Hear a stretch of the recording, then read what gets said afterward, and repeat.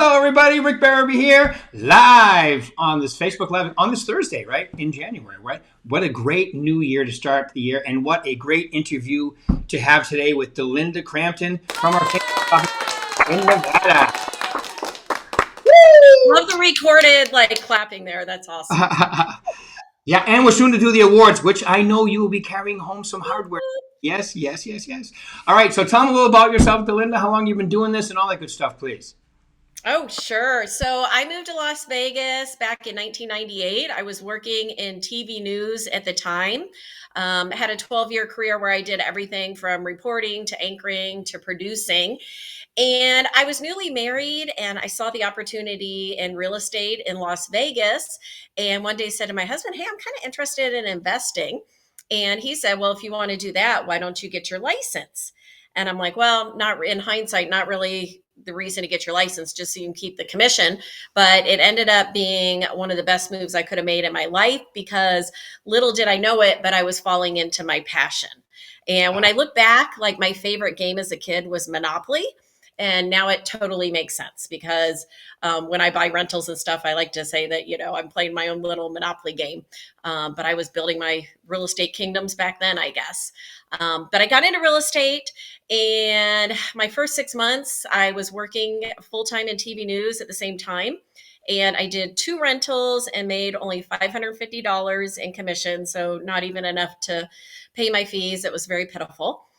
And then once I went full time, it took 3 months to get that first check. And there was one day I was in the talking to the manager, and I was fighting back the tears, because I felt like I'm doing all the right things. Why is this not happening for me? I was sitting floor time, and I was getting frustrated because people would flake on showing up for the appointments I would make.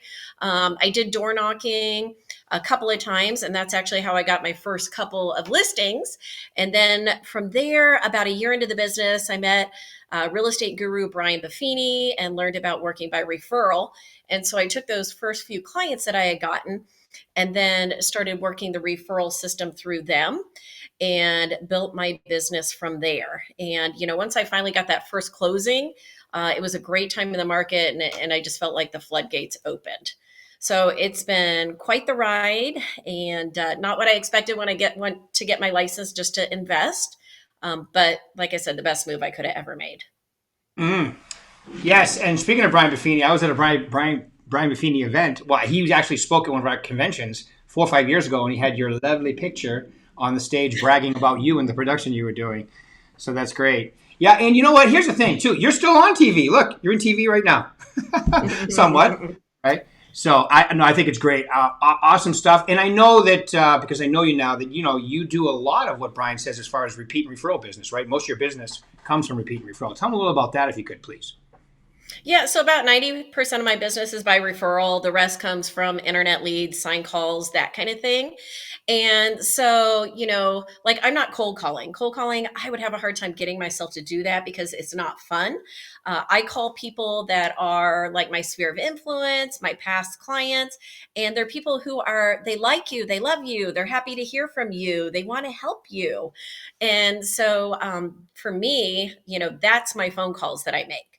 And then when I'm in the area, if I've got clients in the area or sphere of influence, I'll stop by with little gifts. And for example, for the new year, I was doing sparkling ciders. During the holidays, I've done candy dishes and whatnot. At Thanksgiving, I give away pies. I gave away pumpkins in October. Right now, one of my favorite pop buys to do, because people love it, is I used to call it my cold and flu kit. Now I call it my COVID kit. And I wish I had one to show you right now. But basically, I wrap up in one of those little clear bags. I've got chamomile or a wellness tea. I've got emergency packets. I've got cough drops, the purse size Kleenex, and I feel like, hand sanitizer. And then I just have a cute little tag that goes on it. And my tags always have something asking about a referral, but yet tie into the gift. So it's always something fun.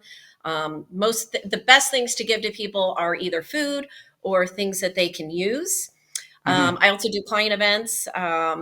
let's see. So I talked about I give away pumpkins. Hmm. Coming up in February, I'm going to be raffling off a staycation on the strip, Nice. and they get extra entries for sending in referrals to me. And then in March, I am renting out a driving range that also serves food. And so we're going to have a little fun golf event. So those are just a couple of the things that I've got planned coming up. And I've done movie events in the past where I rent out an entire movie theater and give away door prizes. I lean into my vendors and that kind of thing for donations and sponsorships. And I'm thinking this year maybe of like doing a drive-in movie theater because of COVID and that gives the distancing. But I thought that might be a lot of fun. Yeah, Vegas still has one of those. We do. I haven't I been there, but I need to check it out. I know. I've never been there, but I've drove by it once, and it looked nice. I mean, it's dark and you get the screen, so at night, I mean, I'm sure it looks wonderful at night too. But all right, so just give them an idea of like how did you finish up last year, and what's your goal for this year, please? Sure. So last year, my goal was 20% growth, and we ended up at 25% growth. We had 129 closings, which equated to 65 million in sales. And the goal this year isn't necessarily to do more closings, to work harder because I really liked the pace last year, but it's to increase my average sales price 20%. So Hmm. I'd like to end up around 75 million in sales this year. Nice, nice, nice, and I love it too. And I think that although I didn't see the whole thing, I thought I saw bits and pieces of it. Brian Buffini is predicting a pretty good 2022, as most people are, I believe, as far as the real estate market itself. Yes, he's predicting a very good year this year. Yeah, and always gets special people on there like economists and so forth. I like watching him. I mean, I think whenever he's at an event, like Tom Ferry's been there. I worked with Mike Ferry for years, but Brian Buffini. Anytime they're at our conventions, I always go to see them because they always have really good stuff. And I would say, from a sphere of influence standpoint, I have Dick Crawford in my schedule. I have you in my schedule. I have a few people, Mhm. Charles Hun Lowry, and that have Brian Yeah, Buffini. they're all great. Yeah, they are, and you guys do a tremendous amount of business from your repeat and referral business, and it's incredible how well it works. I just have one question: do you do the ketchup mustard thing? I have done the ketchup mustard thing, and I I love that. relish your referrals. Yeah. Oh, I forgot the relish. Yes, I love that.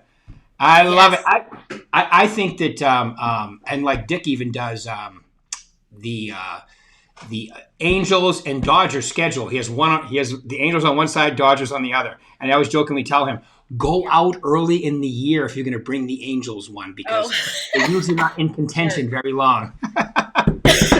Yeah, I'm actually thinking about doing a baseball event this summer with the Yeah, Las Vegas 51s because we have that beautiful field.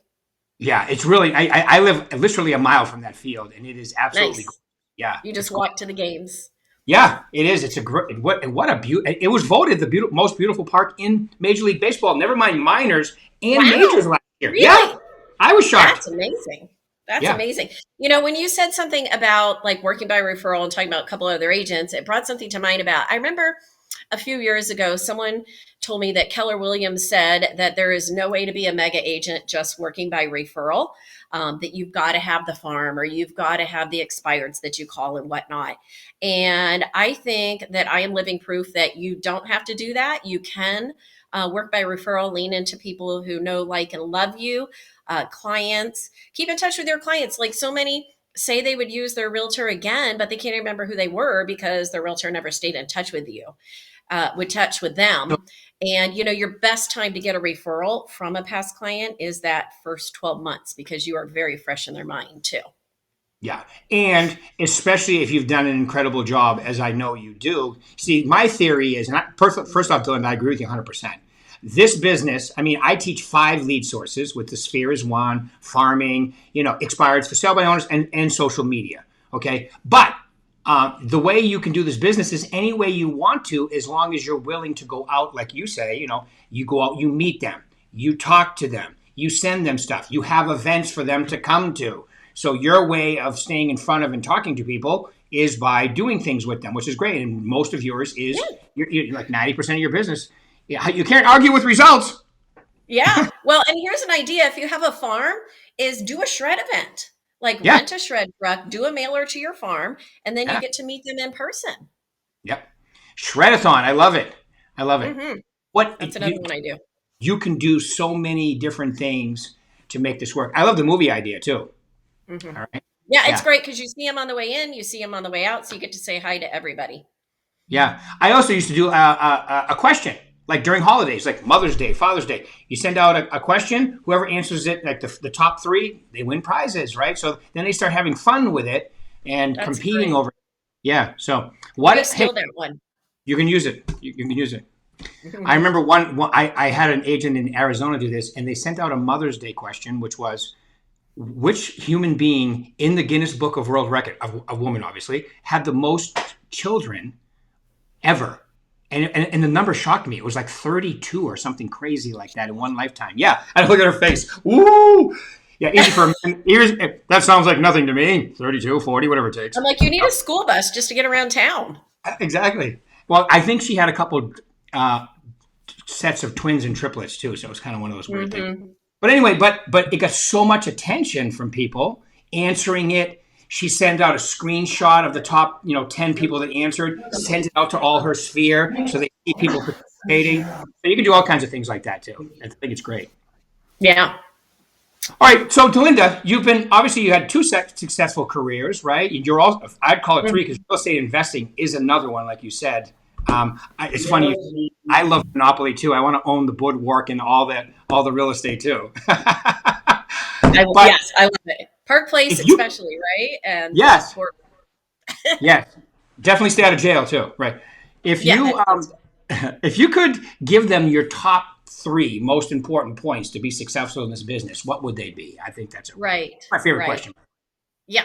Okay. So I think the first thing is like figure out what are your big rocks? What are your most important things that you've got to get done to generate business? Your job is generating and then customer service. And so, for me, my big rock is my database contact. And the best time of day to get it done is the first part of the day. Because if you leave it for later in the day, inevitably, things will come up that get in the way of it and then it doesn't happen. So I think time blocking and doing it the first part of the day. Mm-hmm. The next thing I would say is consistency. So I've had people tell me that like I am the marketing guru.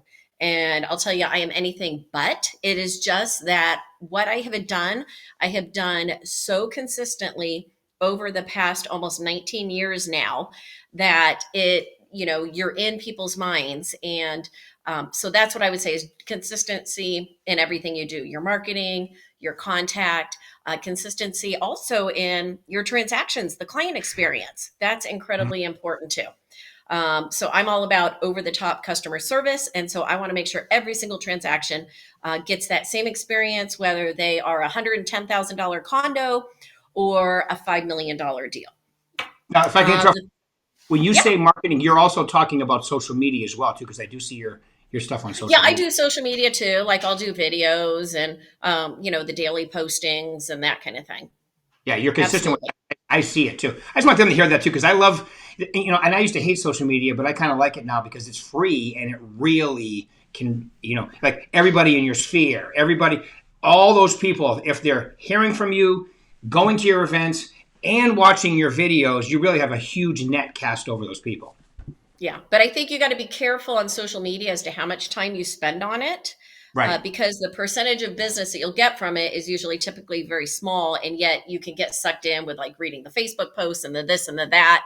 So like just for me, I'm in and I'm out, Yep. quickly. I totally agree. And then you can also, I mean, there's great services like patzaby.com can do social media posts for you. They do great posts. Like if you don't have time for social media, well, you can still have that as part of your business. Yep. So, and then, okay, so the third thing, you said three Yes. things, Yes, please. is ask. Make sure you put that ask out there. Like, let clients know you want the business. Ask them, golly, if you've got a friend or a family member who was looking to buy or sell, am I the person that you would refer them to? Or, if you know them really well, or if you don't know them really well, do you have a great agent you would refer them to? If they say yes, well, that's awesome. It's super important to have a professional in your corner. And if they say no, well, I would love to be that person. And then that's an opportunity to get their contact info if you don't already have it, and add them to your database and all that good stuff. And then also, too many agents, like people ask, oh, how are you doing in the business? They're like, oh my gosh, I'm so busy. Well, if you present yourself as so busy, the last thing someone's going to want to do is refer a client to you and burden you more. So, let them know that you're never too busy. Business is great, but I'm never too busy for your referrals. So make sure you put that ask out there so people know you actually want the business, because a lot of people will know you're a realtor, but unless you ask them, like when they hear people looking, they won't even think about like creating a referral. Right. Right. No, I love that too. And the other thing I used to do is when somebody gave me a referral, I'd call the person to give them updates, so they know what's going on. And it's another touch for them as well too. So yeah, there's so many. I always send a handwritten note too with a gift card. I love it. Well, you are the queen of marketing. Or at least try. Right. No, I love it. No. I would say when you said the word consistency, I would say that you are definitely synonymous with consistency. I see you here all the time. You're a hardworking person. Your stuff's out there. And as Mark would say, you can't argue with the truth. How many times have you heard Mark say that? And the truth are your results, because your results are incredible and awesome stuff. All right. Well, I really appreciate it. Any final words you want to leave these wonderful people? What do you see happening in 22? You see it's continuing to be pretty incredible as far as inventory and appreciation and so forth? Yeah, I mean, I think inventory will stay tight until the summer. I think we might start to see a little loosening then. I think the interest rate hikes will be more towards the end of the year. I think that will finally get some buyers off the fence. But then I think there'll be others that waited too long that then will get priced out of the market. So that's kind of my prediction. What I'm hearing is rates should go up to about 3.7, 3.75. And what else? Yeah, it should be another By great the end of year. the year? Price appreciation. I'm hearing anywhere from 10 to 20%. I think it'll probably be more like 10 to 12, maybe 15%. Yeah, that's my guess too, 10 to 12%. And let's face it, in Vegas. See, the other thing is, I think, this is just my opinion, because California, the baby boomers, the people that have owned their properties forever there, and with some of the situation, California, it was the first time ever that they had a slightly negative growth, 0.07, less than 1%. They have so many people moving in, but they had a little bit more moving out last year. And the number 2 destination after Phoenix is Las Vegas. And I think we're going to see that here. Yeah. No. And that's why I know we've been outpacing the appreciation for the rest of the country, Phoenix and Vegas, is because of where the buyers are coming from. This is an incredible deal for them when they come here, right? That's why they're overpaying in some cases to make sure they get it. We don't mind. Yep. Our prices are a clearance sale to them. Exactly right. That's a great way to say it. Yes, I agree. So that's why people go, well, you know what? We can't compete with them. Well, yeah, you can compete with them. Just that our mindset's a little different because, well, look, when I started with the company almost 8 years ago, the average sale price was $125,000. Oh, I remember those days. Yeah, you remember them well. All right, well, Delinda, I just want to say thank you very much for taking your time out today. My pleasure. Everybody, we'll do this again next week. And thanks, Delinda. Keep rocking it. Bye, guys. Have a great day. All right. Thank you. Talk to you soon.